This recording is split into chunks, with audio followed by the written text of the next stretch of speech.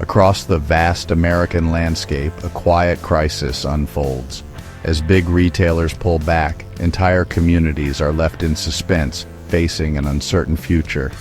These commercial hubs, once vibrant ecosystems of human activity, now stand silent. Their sprawling car parks empty, their bright signs faded. The familiar rhythm of daily life, once dictated by the opening and closing of these great doors, has been profoundly disturbed. This is not merely a story of commerce, but of the intricate relationship between human settlements and the environments they inhabit. The departure of these giants creates a vacuum, a void that echoes through main streets and suburban sprawls alike. What happens to the people who depended on them for their livelihoods, for their daily needs, for a sense of connection? And what of the land itself? The concrete plains and vast structures, monuments to a recent past, now face an uncertain destiny. Nature, ever patient, begins to probe at the edges, its tendrils reaching into the cracks of this man-made world. Join me as we journey through 10 states at the heart of this transformation.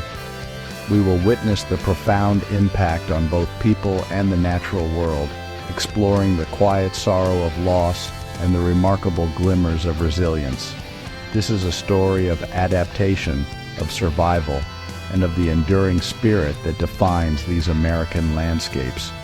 We will listen to the silence and discover what new life, both human and wild, begins to stir in the spaces left behind. Here in the rolling hills of Ohio, the story is written across the landscape. The great rivers, which once carried the lifeblood of industry, now flow past towns holding their breath. The large box-like structures that promised prosperity sit like beached whales on the outskirts of communities. Their departure was not a sudden cataclysm, but a slow, creeping tide, pulling away the certainties that had anchored generations. The silence they have left behind is profound, a palpable presence in the air. In these small towns, the local stores, once the heart of the community, had long been overshadowed. Now, in the shadow of these new ruins, a curious thing is happening. People are looking to one another once more. The farmers' market, a tradition as old as the towns themselves, sees a resurgence. Here the currency is not just money, but conversation, a shared story, a familiar face. It is a small act of defiance against the quiet that threatens to settle, but the challenge is immense. The loss of jobs has sent ripples through every facet of life. Young people, the future of these communities, look towards distant cities, their departure leaving a generational void. The schools, the local services, all feel the strain. It is a test of endurance, a measure of the deep roots that hold these towns to the earth. The question hangs in the humid summer air. Can these roots hold firm against the pull of change? Nature, however, is indifferent to human economics. In the vast, empty car parks, pioneers of a different sort are taking hold. Hardy weeds, their seeds carried on the wind, break through the asphalt. A kestrel, a small falcon, finds a new hunting ground, hovering over the cracked concrete where cars once jostled for position. It uses a rusting light pole as a perch, its sharp eyes scanning for the slightest movement of a field mouse venturing into this new open territory. This is a landscape in transition, caught between two worlds. The human world grapples with loss and the search for a new identity. The natural world, ever opportunistic, begins the slow, inexorable process of reclamation. The resilience of the human spirit is mirrored in the tenacity of a single dandelion pushing its way towards the sun. Both are fighting for their place in this changed and uncertain environment, a quiet, unfolding drama in the heart of America. Deep within the ancient Appalachian Mountains of West Virginia, the retreat of modern commerce feels like a return to an older silence. Here, in the hollows and along the winding river valleys, the bond between people and the land is primal and deeply felt. The retail giants were outsiders. their presence a recent, and for some, dissonant note in the symphony of the forest. Their departure leaves behind not just economic hardship, but a change in the very rhythm of rural life. These stores were more than just places to buy goods, they were gathering places. In a landscape where homes can be miles apart, they offered a rare opportunity for casual congregation. The car park was a forum, the aisles a place for chance encounters with neighbors. Now, that nexus is gone. The journey for basic supplies is longer, the isolation more pronounced. The quiet here is different. It is the deep, resonant silence of the mountains, now layered with a new, more human loneliness. Wildlife, long accustomed to navigating a landscape fragmented by human endeavor, is quick to adapt. The sprawling, empty lots become corridors for creatures of the dusk. A white-tailed deer, cautious but curious, leads her fawn across the painted lines of a parking bay, a space once filled with noise and light. The concrete expanse, so alien to the surrounding forest, becomes a temporary clearing, a new feature in their territorial map. In the sheltered alcoves of the loading docks, barn swallows find ideal nesting sites, their mud and saliva cups clinging to the steel girders. They flit and dive through the cavernous empty spaces, their calls echoing where the rumble of delivery trucks once dominated.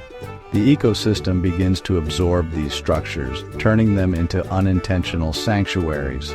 A black bear, emboldened by the lack of human activity, may wander the perimeter, drawn by the scent of discarded food from overflowing bins. The people of these mountains, known for their self-reliance, watch these changes with a quiet understanding.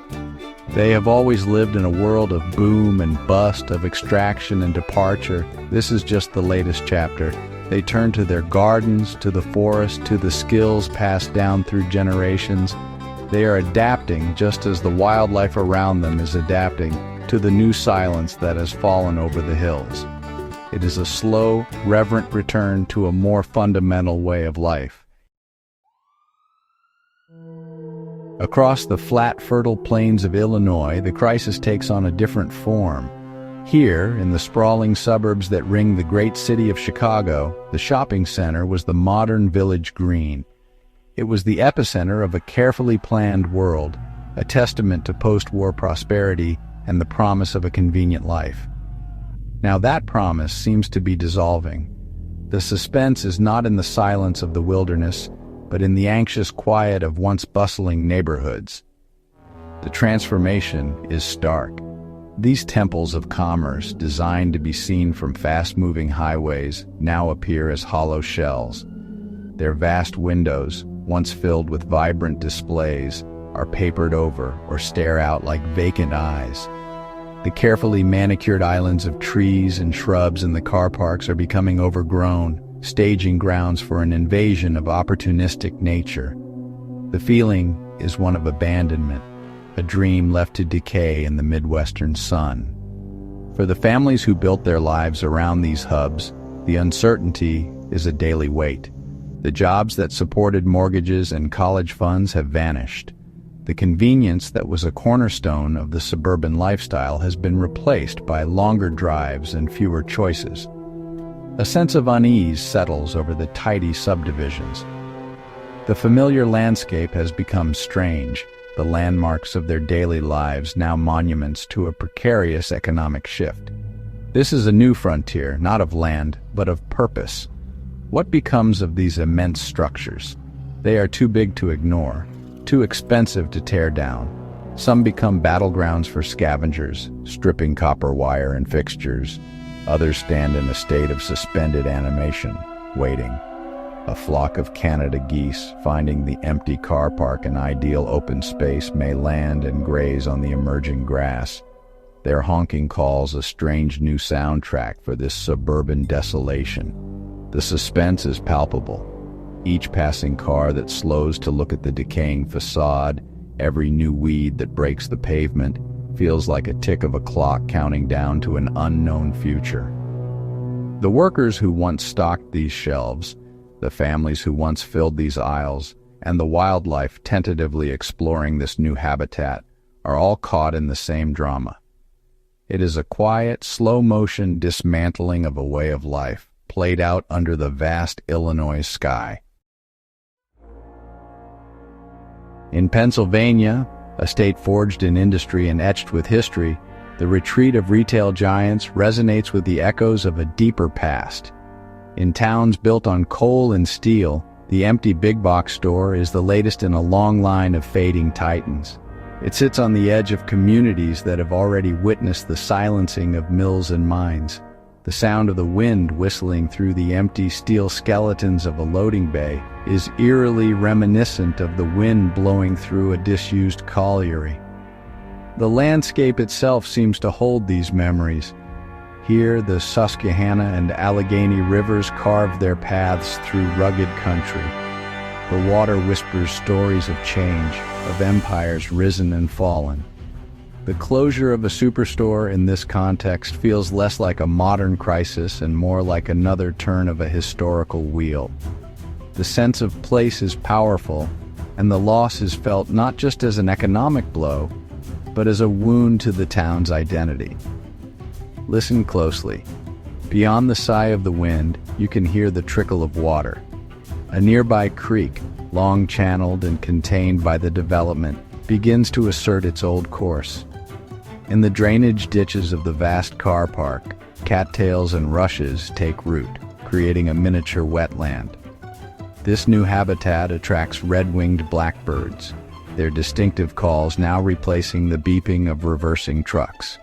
It is a subtle but profound shift in the acoustic environment. The people here are accustomed to resilience. They have weathered the decline of foundational industries before. But this feels different. The loss of the mill was the loss of a producer, a creator. The loss of the superstore is the loss of a provider, a source of sustenance in a modern world. It forces a re-evaluation of the community's connection to the global supply chain, a connection that has proven to be fragile. The fading light of dusk paints the empty storefronts in hues of gray and rust. A sense of melancholy hangs in the air, thick as the morning fog that rolls through the valleys. The ghosts of retail giants now haunt these historic towns alongside the ghosts of industrial might, and in the quiet spaces they have left, the sounds of wind and water and the tentative calls of returning wildlife tell of a landscape slowly, patiently, finding a new, older equilibrium. Michigan knows the narrative of reinvention. From the birth of the automobile to the painful restructuring of its industry, this is a state defined by cycles of innovation and upheaval. The empty storefronts that now dot the landscape from the Upper Peninsula to the suburbs of Detroit are not a new phenomenon, but the latest iteration of a familiar challenge. The spirit of the people here is not one of despair, but of a gritty, practical determination. The visual evidence of decline is undeniable. In towns once buoyed by manufacturing, the loss of retail jobs is a secondary blow, an insult added to an older injury.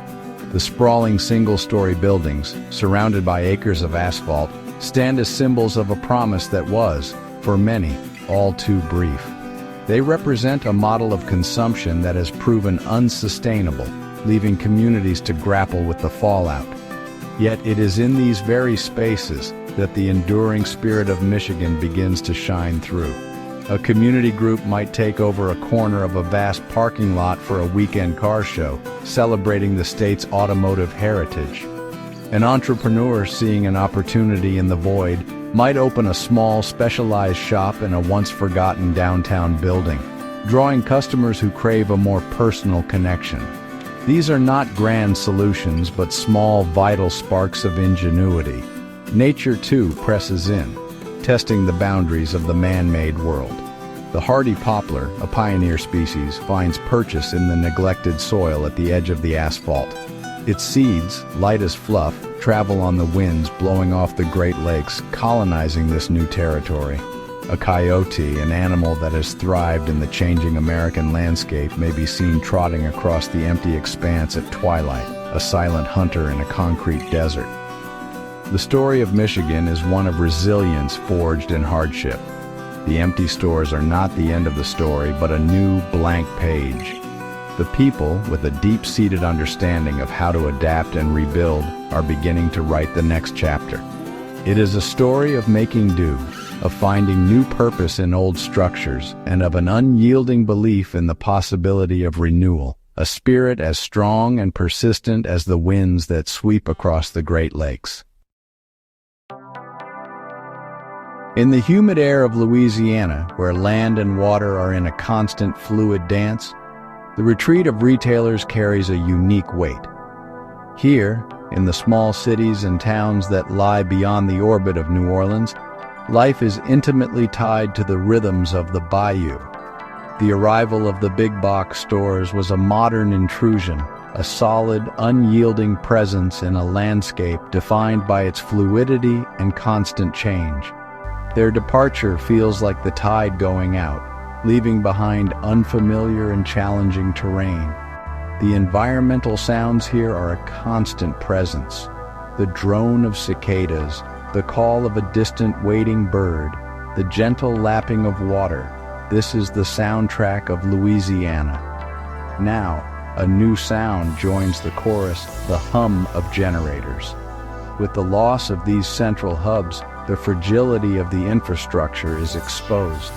After a storm, the lack of a major retailer, often a key distribution point for supplies, is keenly felt. The challenge is not just economic but logistical, a matter of survival. The structures themselves seem to sink into the soft earth, succumbing to the relentless humidity. Green algae and dark mold paint the exterior walls, a visual representation of nature's patient reclamation. A vine, thick as a man's wrist, snakes its way up a light pole, its leaves creating a dense canopy that casts deep shadows on the ground below. In the stagnant pools of water that collect on the flat roofs, dragonflies hunt for mosquitoes, creating a new, miniature ecosystem high above the ground. For the people, this transition is fraught with the unique challenges of their environment. The loss of a central, air-conditioned gathering place during the sweltering summer months is a significant social blow. The economic shift forces a reliance on older, more local networks of trade and support, networks that have always existed beneath the surface of the modern economy. It is a return to a way of life that is more deeply embedded in the local community and the surrounding landscape. This is a story of submersion and emergence. The hard, angular lines of modern retail are slowly being softened and consumed by the lush, persistent life of the bayou. And from within the communities, new strategies for survival and connection are emerging, born of necessity and a deep cultural understanding of how to live in a world that is always in flux. The breath of the bayou is slowly, inexorably filling the spaces left behind. Across the rural landscapes of Alabama, from the Appalachian foothills in the north to the coastal plains in the south, the retreat of big retailers is a slow, quiet affair. It's not a dramatic collapse, but more like a gradual fading.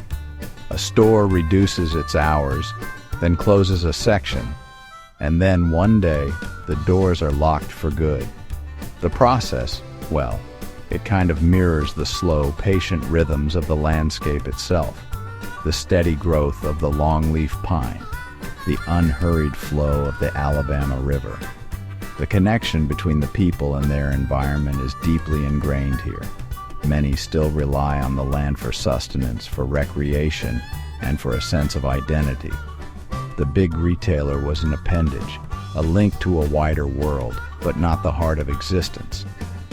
Its departure, while creating significant hardship, especially with the loss of jobs and convenience, also forces a renewed focus on the immediate surroundings, on the wealth of the land itself.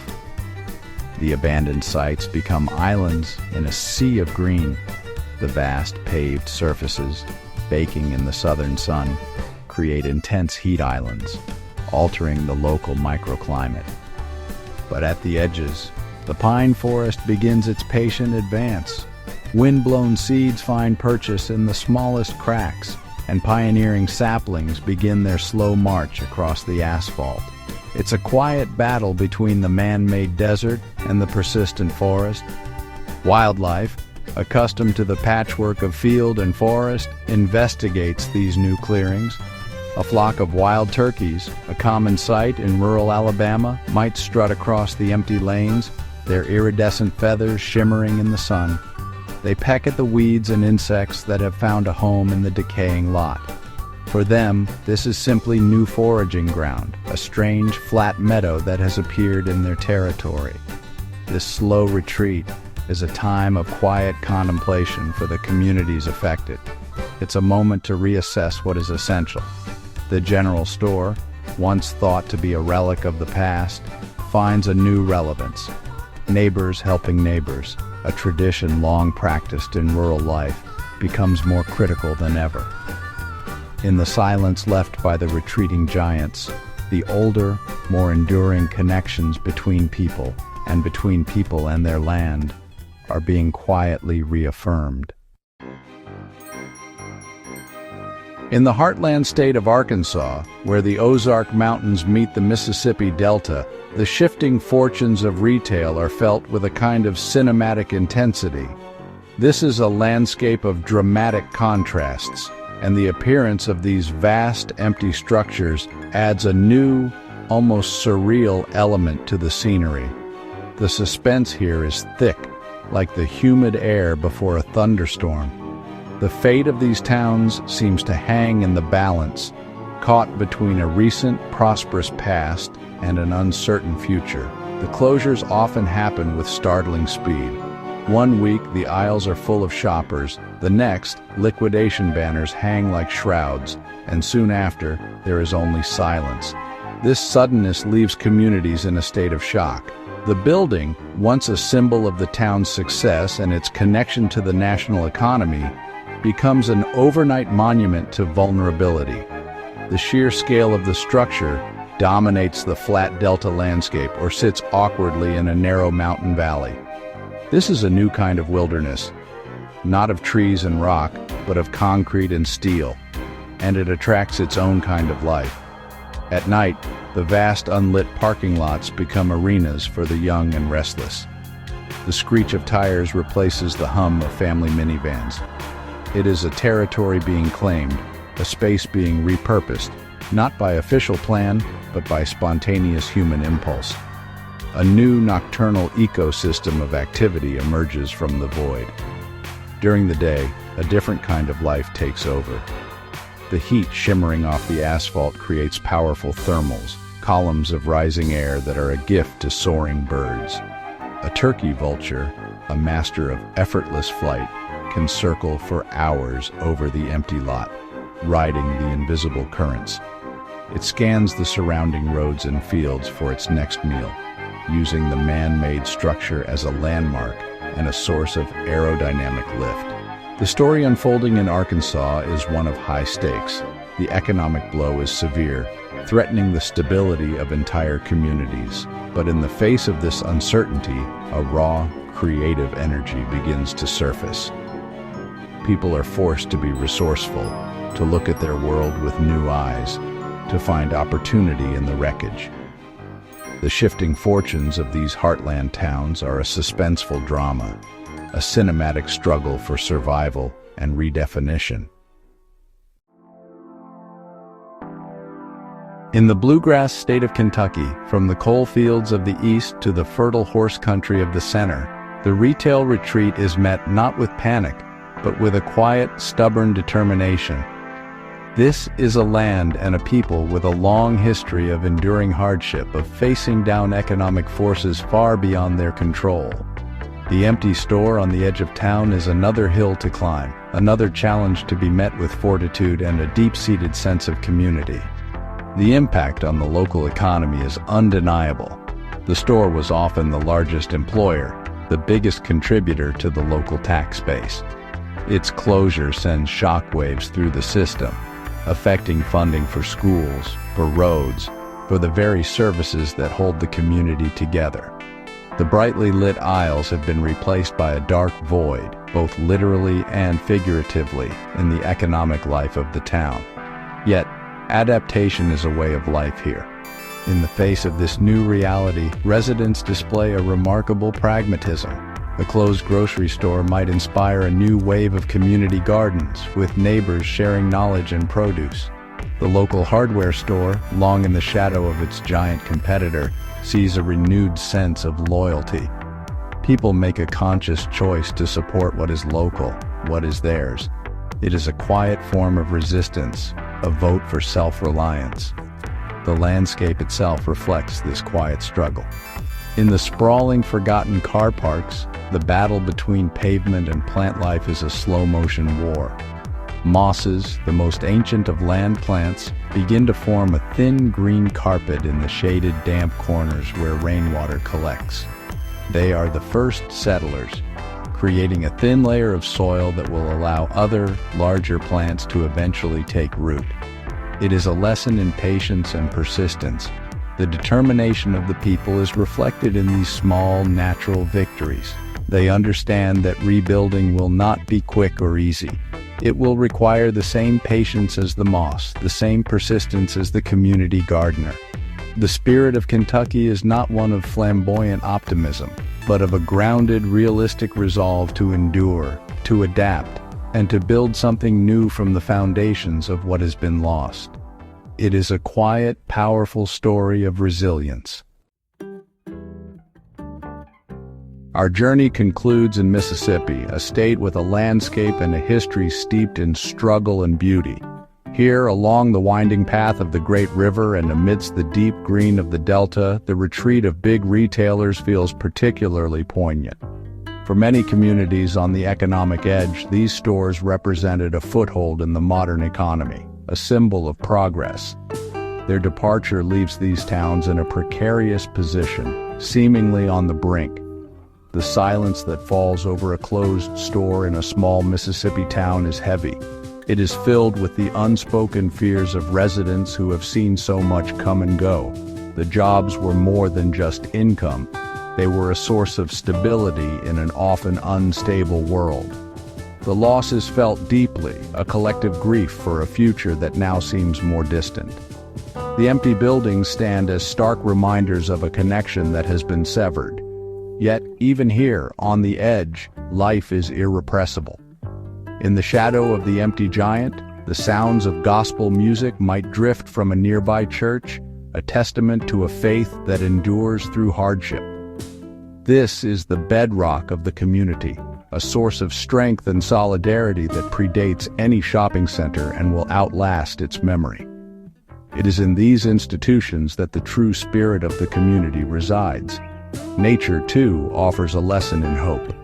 The monarch butterfly, on its incredible multi-generational migration, does not distinguish between a wild meadow and a neglected parking lot.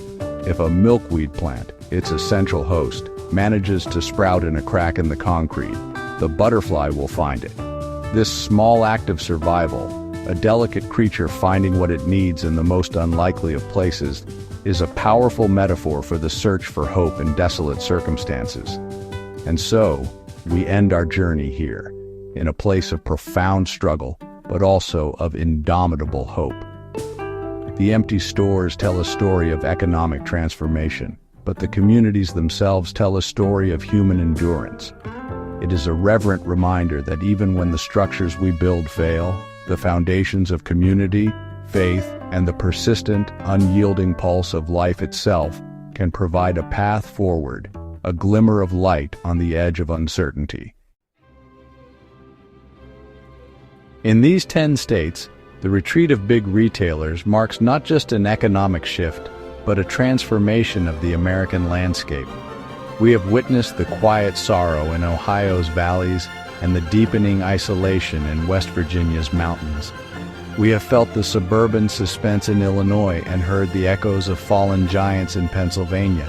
The concrete plains left behind are a testament to a chapter of consumer history that is now closing, leaving a profound and challenging silence in its wake.